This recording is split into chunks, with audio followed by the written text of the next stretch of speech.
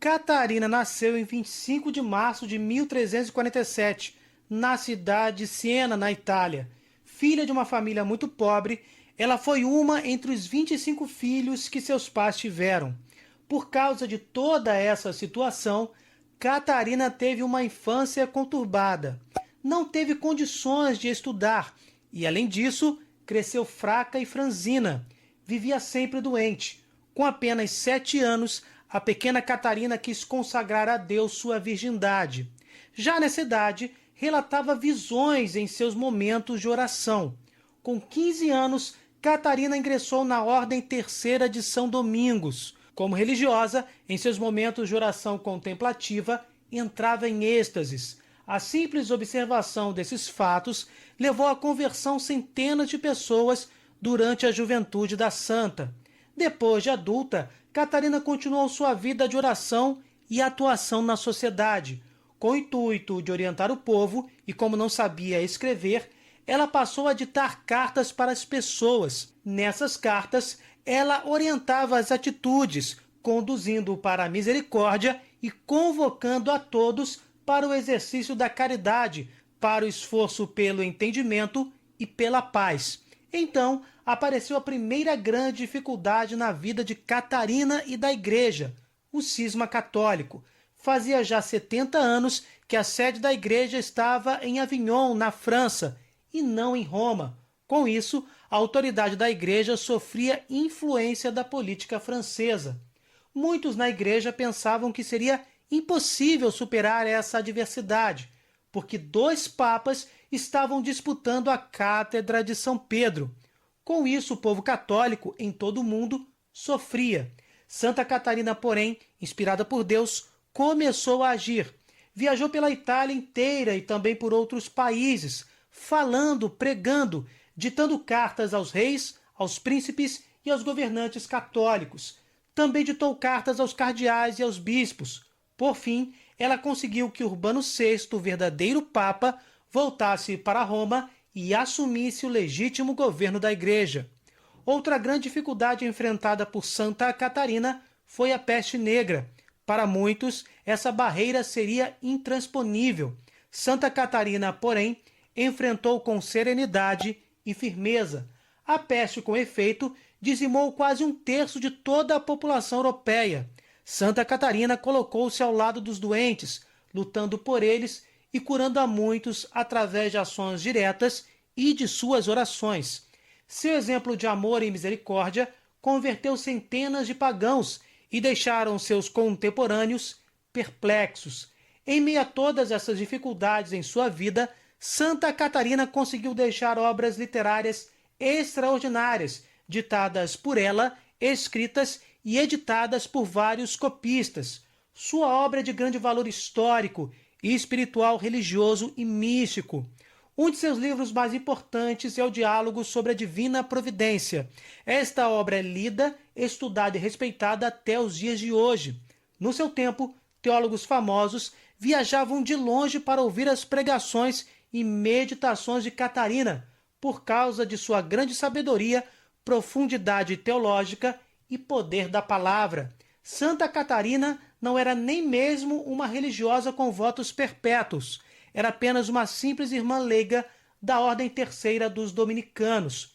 Porém, apesar de analfabeta, ela é considerada a mulher cristã mais impressionante do 2º milênio. Frágil, simples, além de toda a sabedoria de Deus, ela portava em seu corpo franzino os estigmas, ou seja, as chagas da paixão de nosso Senhor Jesus Cristo. Catarina faleceu no dia 29 de abril de 1380. Foi vítima de um derrame quando tinha apenas 33 anos de idade. Em tão pouco tempo de vida, esta mulher admirável realizou muito pela Igreja e pela humanidade. O Papa Paulo VI declarou-a doutora da Igreja em 1970, por causa da grandeza teológica e mística de sua obra. No vídeo de hoje, vamos refletir sobre uma de suas meditações místicas, oriundas de revelações particulares, com um verdadeiro e autêntico diálogo com o Senhor da vida. Neste vídeo, Deus fala com Catarina sobre a união estática e sobre o que a alma humana sente uma vez separada do corpo. Deus inicia esta revelação particular da seguinte maneira: afirmei que os perfeitíssimos jamais perdem consolo da minha presença. Afasto-me deles, porém, num outro sentido. Dado que a alma, ainda unida ao corpo, não consegue suportar continuamente a união comigo, afasto-me dos perfeitíssimos quanto a tal união, embora permaneça neles pela graça e pelas consolações do Espírito. Impulsionado por grandes desejos de amar, o perfeitíssimo pratica as virtudes e caminha célere na mensagem de Cristo crucificado, elevando-se espiritualmente, atinge na caminhada da ponte aquela porta que é Jesus, inebria-se no sangue, arde no fogo da caridade, experimenta a minha própria divindade. Neste oceano de paz, realiza-se a união. Já não faz nenhum movimento fora de mim. Morando entre mortais, goza da felicidade dos bem-aventurados. No corpo, adquire a leveza dos espíritos angélicos. Frequentemente o corpo se eleva do chão pela força da união. Torna-se leve. Seu peso natural permanece, mas a união da alma comigo fica mais profunda do que com o próprio corpo. Dessa forma, a força do espírito humano, unido a mim, eleva o corpo do chão. Nestes 2 slides, percebemos o que a união quase perfeita com Deus, já aqui nesta terra, pode fazer com o ser humano. Percebam, a união quase perfeita, porque completamente perfeita, só se realizará na Jerusalém Celestial. Em revelação particular, Deus afirma para Catarina de Sena que o fiel unido à divindade, chamado aqui de perfeitíssimo, ainda nesta terra, vive como se no céu estivesse. O espírito humano fica tão elevado que eleva também o corpo. Fica imóvel, inteiramente arrebatado no anseio da alma. Algumas vezes chega-se a tal ponto, conforme algumas pessoas o disseram, que o corpo morreria se não lhes fossem dadas forças para sobreviver. Afirmo-te mesmo que o fato de a pessoa não morrer em tal união é milagre maior do que ressuscitar um morto. Costumo fazer cessar durante algum tempo esse estado de união. A alma como que retorna ao corpo e este readquire suas sensações. Na realidade, a alma não estivera fora do corpo. A separação acontece unicamente por ocasião da morte. Foram as faculdades que ficaram alienadas devido ao ímpeto do amor. A memória de tudo se esquecera, menos de mim. A inteligência ganhara novas alturas na meditação sobre minha divindade. A vontade, nas pegadas da inteligência, unira-se ao objeto da inteligência. Durante a união estática, as faculdades fundem-se, imergem-se, inflamam-se em mim, enquanto o corpo perde suas sensações. Vendo a pessoa, no êxtase, nada enxerga, ouvindo, nada escuta, falando, nada diz, a não ser que alguma vez eu permita que fale da abundância do coração para desafogar-se e glorificar o meu nome. Tocando, a alma não sente. Movendo-se, os pés não caminham. Todos os membros ficam como que ligados pela corrente do amor. Tal situação dos sentidos é submetida à razão, que os congrega no amor do espírito. Contrariando a própria tendência natural, os perfeitíssimos clamam diante de mim que os leve, que separe a alma do corpo. Dizem com São Paulo: infeliz de mim, quem me afastará deste corpo? Tenho em mim uma lei perversa que combate contra o espírito. Esta união é tão profunda que o corpo não desfalece por pura vontade de Deus. É tão profunda que tal façanha é mais milagrosa do que ressuscitar um morto. Esta união estática, escrita com X mesmo, faz com que a pessoa esteja completamente mergulhada no amor de Deus e prefira estar fora do corpo, assim como Paulo escreveu no 7º capítulo da carta aos Romanos, por exemplo. Olha o estado em que um filho de Deus pode se encontrar, ainda caminhando neste mundo. Quanta generosidade e amor por parte de nosso Deus. Com tais palavras, Paulo não se referia propriamente a uma oposição entre a sensibilidade e o espírito, pois eu o tranquilizara, afirmando-lhe: Paulo, basta-te a minha graça. Por que falava daquele modo então? Por sentir-se retido no corpo, impedido de ter minha visão até a morte.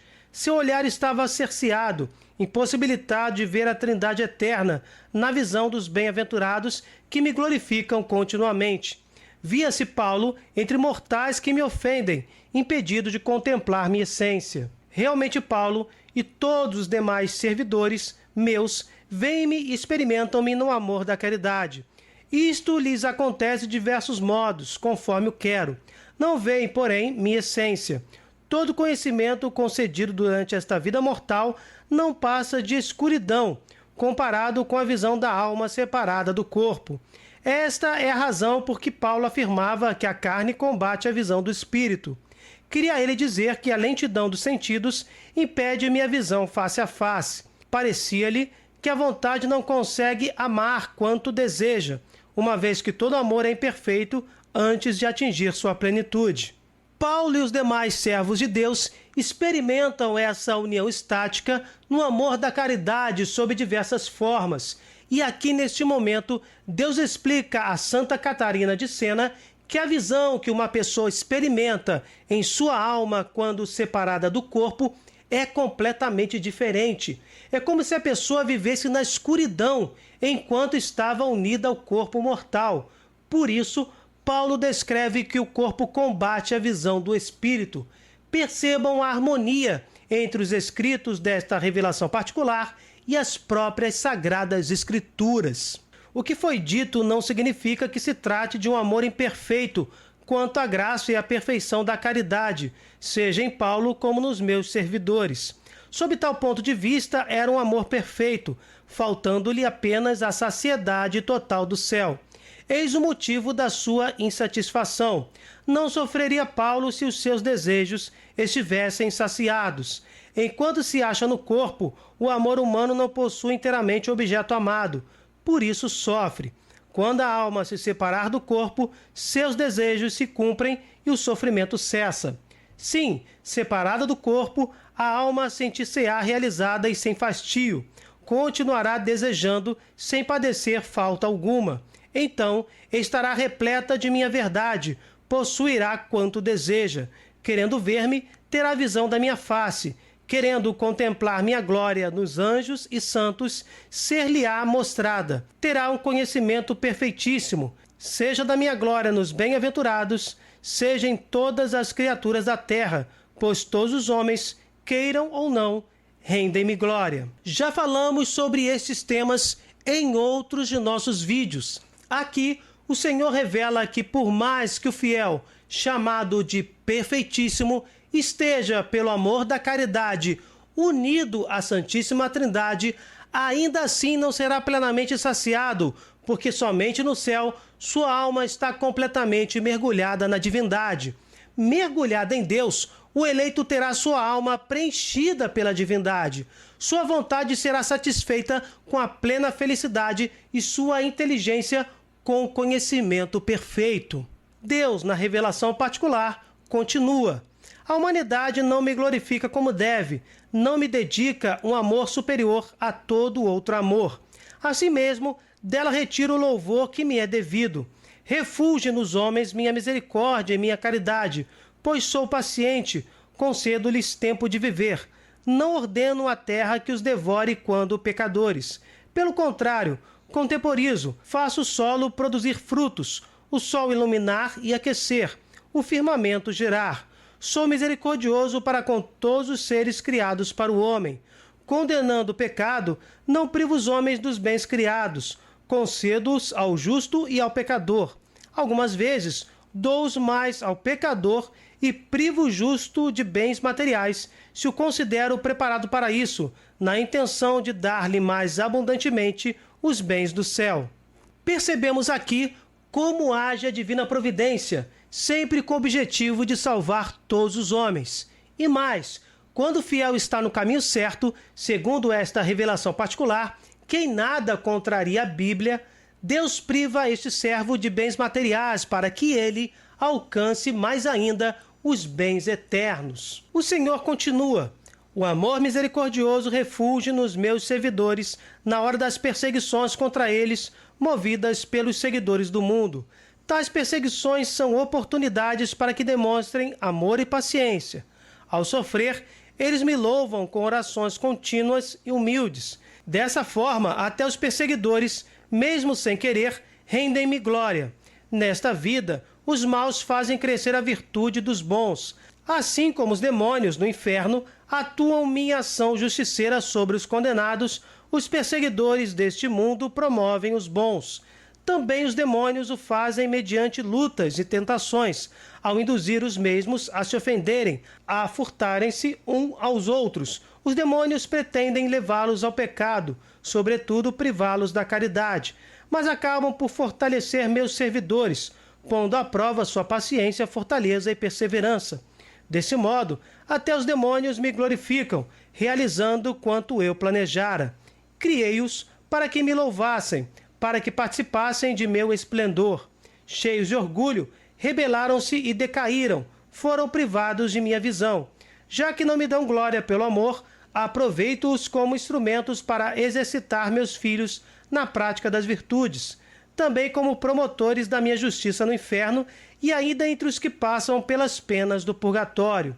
Glorificam-me não como cidadãos do céu, privados que estão da vida eterna, mas como executores da justiça junto aos condenados no inferno e aos que estão no purgatório. Incrível! Os fiéis cristãos são perseguidos para que demonstrem ainda mais amor e paciência. Nesta vida mortal, os maus fazem crescer a virtude dos bons. Essas frases são tão exatas que nos faltam palavras para comentar. A tentação dos demônios acabam fortalecendo os bons na paciência, na perseverança e na fortaleza. Que o Senhor nos ajude nesta caminhada na terra a alcançar a perfeita alegria ainda neste mundo, para crescermos em santidade e em virtude, com a graça do Espírito Santo. Como vimos, a alma só será plenamente saciada, separada do corpo mortal, em comunhão com o Altíssimo, no céu, para que no fim dos tempos receba o corpo glorioso, por ocasião da ressurreição da carne. Mas podemos hoje, neste instante, experimentar tal união com a graça de Deus, proclamando um sim convicto e manifestado pelas boas obras, pela prática do autêntico amor. Só em Deus poderemos vivenciar tudo isso. Louvado seja nosso Senhor Jesus Cristo, para sempre seja louvado. Se vocês gostaram, deixem o seu like, compartilhem, se inscrevam no canal. Fiquem com Deus, desculpem qualquer coisa e até o próximo vídeo.